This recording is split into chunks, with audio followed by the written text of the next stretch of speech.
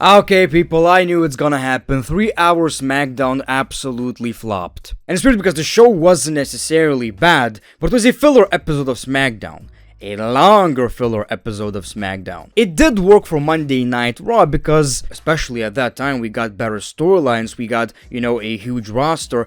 For SmackDown, I can appreciate the longer matches, I can appreciate championship matches, but this episode in particular just didn't need to be 3 hours long. And I knew it's gonna happen, I just didn't think it's gonna happen that soon. When WWE announced things like 3 Hour SmackDown, we kinda expect this, right? Like, it was a 2 hour episode of SmackDown and 50% of the show was a Roman Reigns promo. Now, with 3 hours long, you can actually do that, and also a bunch of matches. In this show, however, we don't have the highlight, we don't have cliffhangers, we don't really have the good storytelling, and it was a perfect example of why SmackDown, as of this moment, doesn't need to be 3 hours long. I know an episode of a WWE show is pretty uneventful when I'm struggling to find what to really talk about, Well, the show kicked off with Paul Heyman, somebody who doesn't need to search for words in his pockets. Obviously, he's happy about Roman Reigns once again being the tribal chief. He calls out Cody Rhodes and announced that Roman Reigns is coming for the WWE Championship, and he's entering the Royal Rumble match. And Cody didn't expect it any other way. He knew that was coming, he's a defending champion. And then we see Kevin Owens. He says Cody Rhodes is actually getting even worse. He shook The Rock's hand and now is shaking hands with Paul Heyman. It seems like Cody knows that there's some truth in that. I mean, our boy snapped.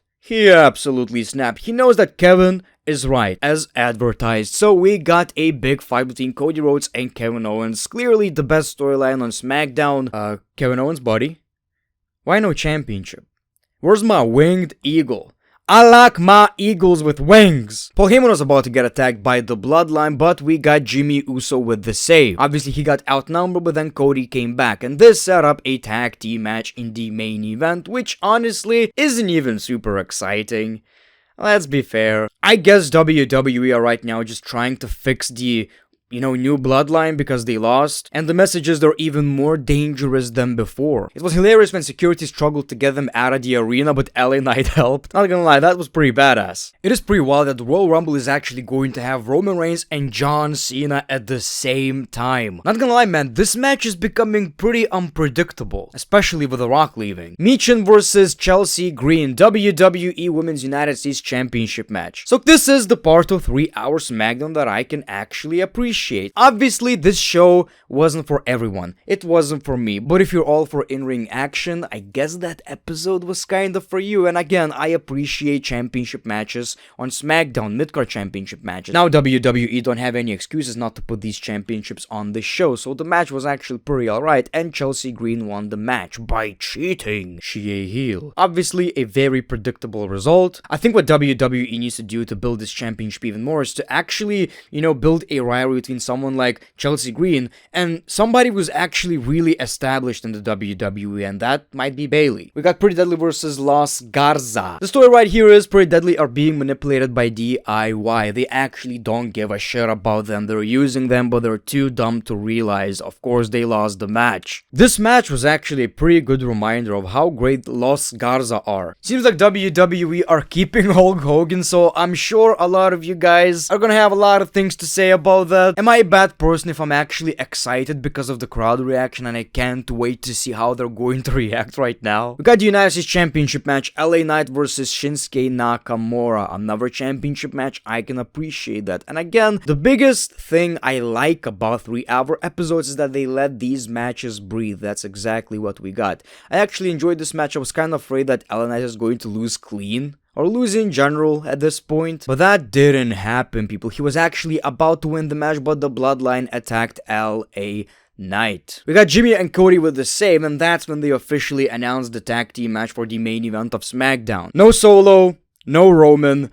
It was like watching an episode of a TV show without the main characters. Motor City Machine Guns versus A-Town Down Under. A pretty fun match actually, but I still don't understand why WWE are not taking Austin Theory and Grayson Waller seriously. I mean, they're so charismatic, so entertaining, but it seems like every week they're just here to lose matches, even though they could be like a big deal in the WWE. New WWE Women's Champion Tiffany Stratton says she outsmarted Nia Jax. Who's laughing now? Nia actually cut a great promo. Well, great promo. what is a great promo, people? What is a great promo? Nia Jax and great promo doesn't really go together that well. It doesn't really go together that well, but she said you ungrateful shit, so I can appreciate that. Everybody's coming after the women's championship, and Nick Aldis is on fire, people. He announced a fatal 4-way #1 contenders match, and again, it's like, I'm saying positive things, right?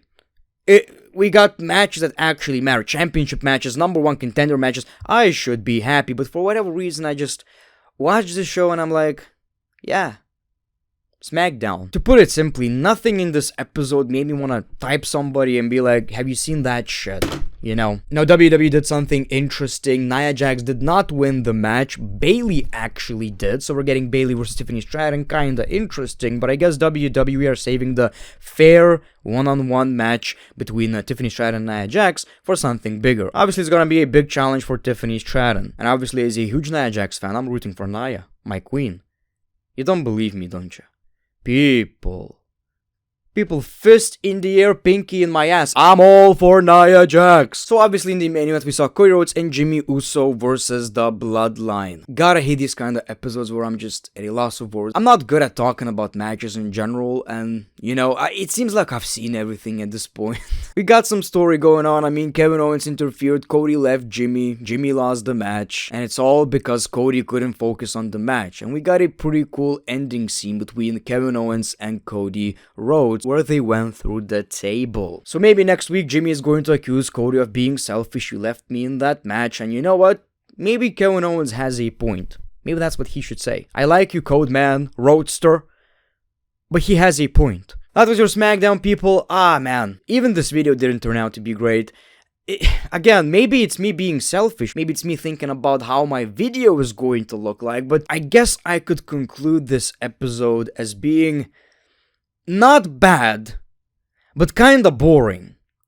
And boring is bad. Raw on Netflix actually got a lot of criticism for being the entertainment show and not a wrestling show, but a bit of a hot take, I kinda prefer that over what we saw on SmackDown. People, the roster is great, but we don't have enough stories to actually fill 3 hours of SmackDown. Kevin Owens and Cody Rhodes can't carry a 3-hour-long episode of SmackDown. But if you watch this video till the end, let's confuse the comments. Comment Coadster Roadster.